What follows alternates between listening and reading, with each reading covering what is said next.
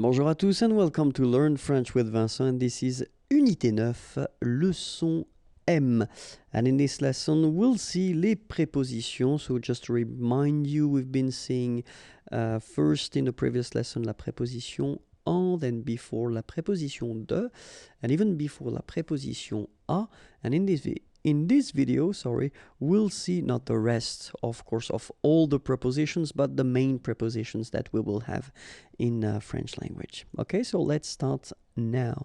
And the first one that we'll see is pour, and pour means for. Okay, so we'll see two examples here. Ce café est pour vous. Okay, so ce café, this coffee, est is pour, for, vous, you. Ce café est pour vous. Second example, je voudrais louer cette voiture pour 2 jours. Okay, so remember here we've got this conditional form. So I would like to, louer means to rent, cette voiture, this car, pour 2 jours, for 2 days. Okay, je voudrais louer cette voiture pour 2 jours. Okay, second preposition or next one, sans, and it means without. Okay, so two examples.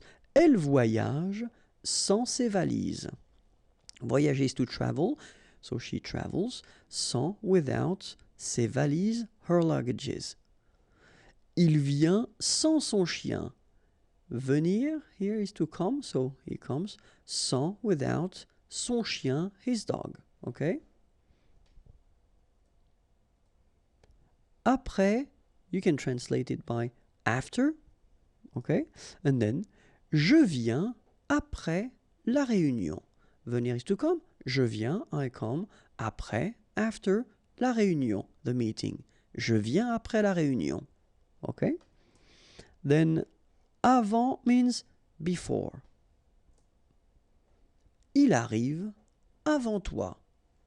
Arriver, to arrive, he arrives, avant, before, toi, you. Remember, this is what we call this pronom tonique. Okay, so it's you. Depuis means since or for. Okay, examples. Nous vivons ici depuis 2011. Okay, nous vivons, vivre is to live. Nous vivons, we live, ici, here, depuis, since, and then you put 2011, you just put the year. Okay, so assuming the fact that we are still now in 2012, so 2012, we could use this sentence as well. Nous vivons ici depuis 1 an. Okay, so in that case, you can use this depuis as well, and then you will introduce 1 an, just because we've been arriving in 2011, and we are now in 2012. Okay, so depuis 1 an. Derrière means behind. Okay, so the example could be le ballon est derrière l'arbre.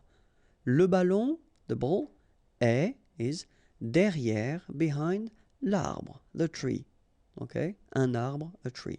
Le ballon est derrière l'arbre. Then after that, we can see devant. Devant means in front of. Okay, in front of.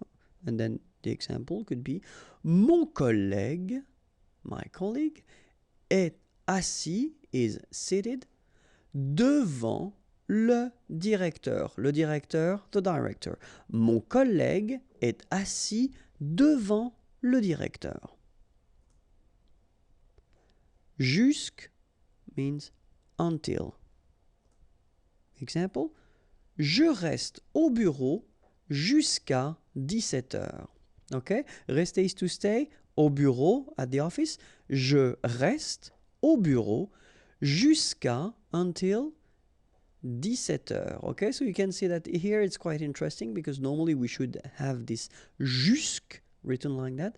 But then if you look carefully after that, we've got this a. Okay, another preposition, and then you remember the rule when we've got vowel and vowel. Normally what happens is that this final will go away, and then we'll put Sorry, we'll put apostrophe, so that's the reason why we get this jusqu'à, okay? And then phonetically, jusqu'à, okay? Je reste au bureau jusqu'à 17 heures.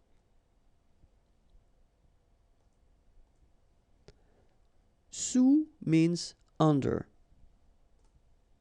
Simple example. Le livre est sous la table. Le livre, the book, is sous, under, la table, the table. Le livre est sous la table. Sur means on. Okay, and then we've got two examples here. L'ordinateur est sur la table.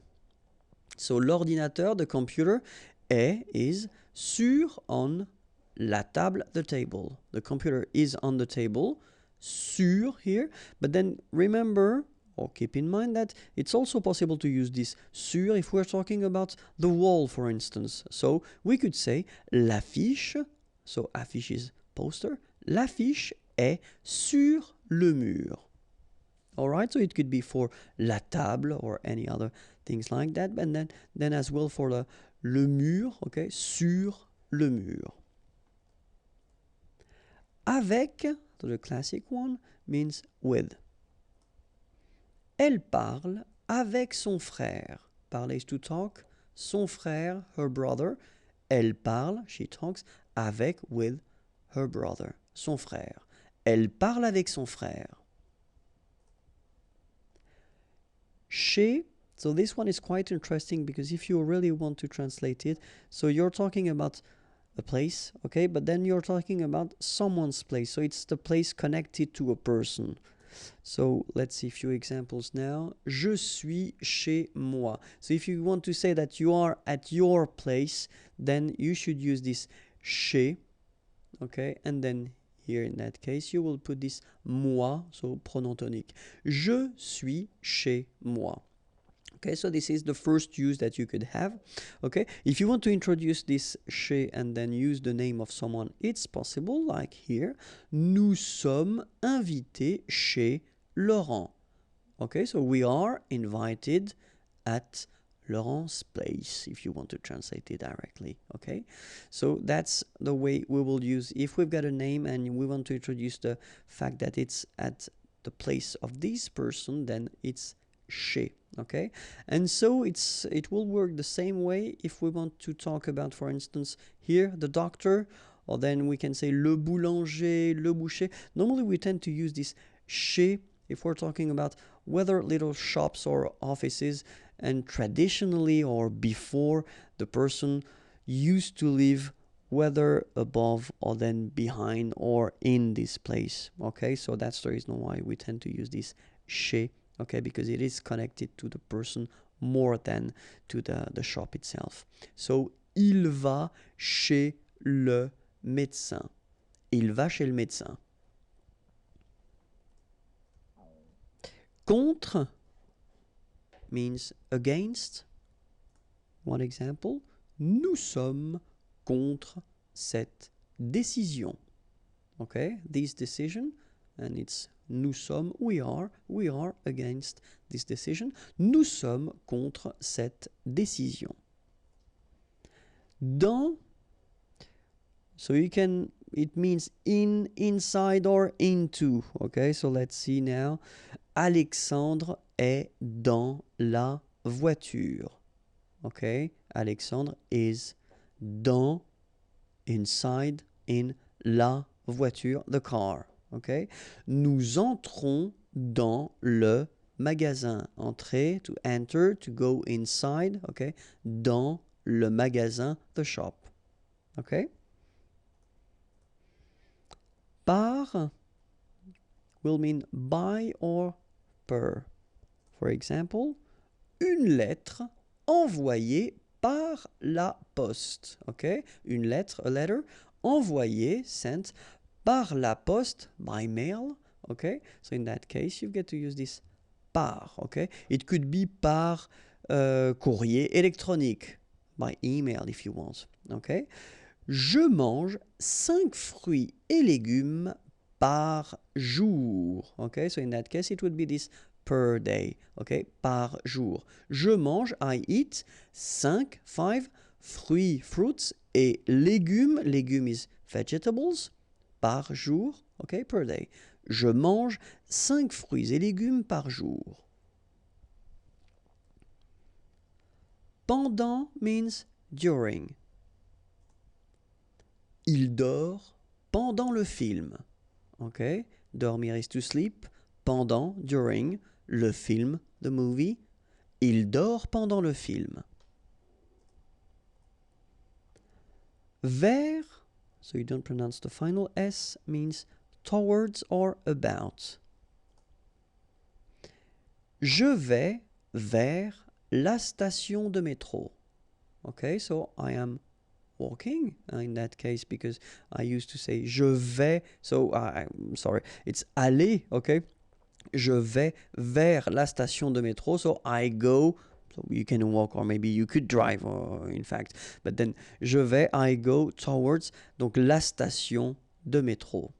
Okay, or then it would be possible to use it as well if you get this sentence. Nous avons rendez-vous vers 15 heures. Okay, nous avons rendez-vous. So avoir rendez-vous, it's when you have a meeting. Okay, so avoir, to have, and then rendez-vous. Remember that in French it's not romantic at all. You know, you can have a rendezvous at your dentist, for instance. So it's like we have meeting vers, around, about, okay, 15 heures, okay? So you just want to say that it's not, 15 heures précises, okay, but it's about or around. Voici could be translated with this is, okay? So, and we tend to use it quite often if we introduce persons. So, voici mon ami Frédéric. And then normally, it goes with voilà, okay? And then voilà will mean there is, okay? So, I did make this little example, so I took back this. Voici mon ami Frédéric et voilà mon ami Arnaud. Okay, so voilà normally will come after voici. Okay? And that's it. I hope it was clear for you. If you want more videos, www.youtube.com/imagier. And then if you want more material, then the website is here. And don't be shy. Send me a little message to tell me what you think about my videos. Have a great day. Bye-bye.